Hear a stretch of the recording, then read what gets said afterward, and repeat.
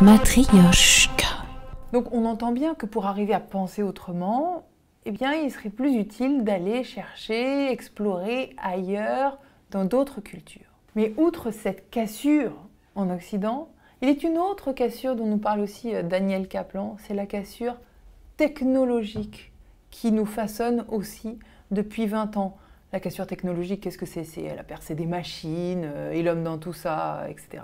Et donc Daniel Kaplan, qui je vous rappelle a donc fondé la FIM, décrit que depuis le début des années 2000, cette inquiétude face aux machines grandit largement. Mais il explique aussi autre chose qui est assez intéressant, vous allez l'entendre, que la façon dont nos usages évoluent en tant qu'êtres, hommes, femmes connectés d'un côté, et la façon dont les grands acteurs du numérique pensent et construisent notre monde connecté, le smart monde d'une certaine façon, eh bien, ces deux choses-là ne sont pas forcément en phase. On est donc là, une fois encore, au carrefour de différents imaginaires, dans l'incapacité de penser le monde d'après, et comme on le dit en mathématiques, quand on n'est pas capable de penser derrière, quand on ne sait pas ce qui se passe, quand on bloque, c'est une singularité.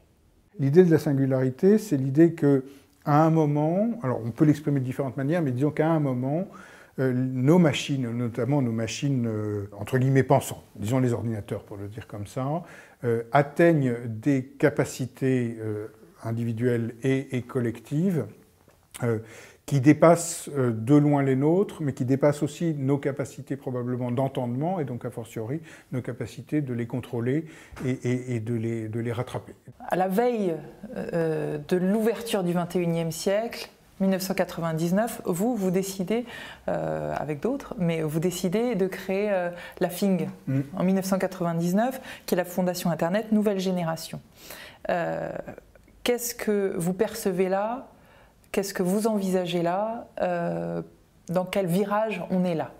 C'est vrai qu'en 1999, il apparaît évident que cet Internet qui s'était ouvert au public en 1995 était en train de changer d'âge. C'était le haut débit. C'est-à-dire surtout le moment où, au fond, un appareil connecté est connecté à partir du moment où il est allumé, il est connecté. Alors qu'avant, on avait un boîtier qui s'appelait un modem, qu'on connectait à la ligne téléphonique, il fallait composer un numéro pour pouvoir se connecter, donc ça veut dire que par défaut on n'était pas connecté. C'était pas seulement que c'était lent, c'était que normalement on n'était pas connecté, que c'était souvent compté au temps de connexion, et donc du coup on mesurait sa connexion, alors qu'on passait à un moment qui est complètement différent, qui est normalement un appareil au moins fixe. Quand il est allumé, il est connecté. Ça, c'est à ce moment-là que finalement ça change complètement même notre posture d'être humain, c'est-à-dire on passe d'être libre à être connecté. On peut être libre et connecté, ça c'est autre chose. C'est ne pas être connecté qui devient un acte volontaire. Et la façon, depuis 20 ans, dont l'histoire s'écrit, est-ce qu'on arrive à voir où on va? Est-ce que vous avez eu l'impression que pendant ces 20 années, vous voyez à peu près l'évolution que cette transition-là apportait? Il y a classiquement, de la part de, alors encore plus de ceux qui travaillent politiquement sur le numérique, mais aussi des grands professionnels, un désintérêt vis-à-vis des pratiques réelles quotidiennes. On le trouve dans un autre endroit, on a beaucoup travaillé à la FIM sur l'idée de Smart City, cette idée d'une ville devenue d'un coup par l'interconnexion de tous les systèmes, de tous les acteurs, intelligible dans sa complexité, pilotable, etc. Et on avait juste montré un truc en disant regardez tous les programmes de Smart City dans le monde et les acteurs qui sont dedans, et ensuite aller dans la rue demander qui sont les entreprises ou les services numériques qui ont changé votre vie dans la ville. Et regardez s'il y a un match. Et il y a, en dehors des programmes de Smart City gérés par Google, puisque Google fait partie des gens qui sont cités, mais sinon il y a 0 match. Il n'y a aucune correspondance. C'est-à-dire qu'ils parlent plus de quoi d'un côté, plus de quoi de l'autre? Les utilisateurs, ils vont vous dire Google Maps, Pokémon Go, Airbnb, Uber. On n'est pas obligé de les aimer. Hein, Booking, enfin voilà, tout ce qui est service. Notamment tout ce qui est service. Et puis probablement aussi WhatsApp ou d'autres qui se relèvent de la communication, ou, etc. Voilà. Et les autres, c'est Veolia, c'est des entreprises très respectables, hein, par ailleurs. Voilà, c'est Veolia, Schneider, Cisco, IBM, etc. Et je ne dis pas qu'il y a le bien et le mal, il y a juste une espèce de disjonction absolue. Mais parce que quand on est sur le champ de ces grandes entreprises-là, elles racontent quoi en fait elles racontent l'idée d'une hyper rationalisation du système urbain pilotable. C'est l'idée smart. J'ai tout interconnecté et grâce à ça, on va avoir un système urbain qui va être complètement serviciel, donc complètement orienté vers les fameux utilisateurs en question qui s'en foutent.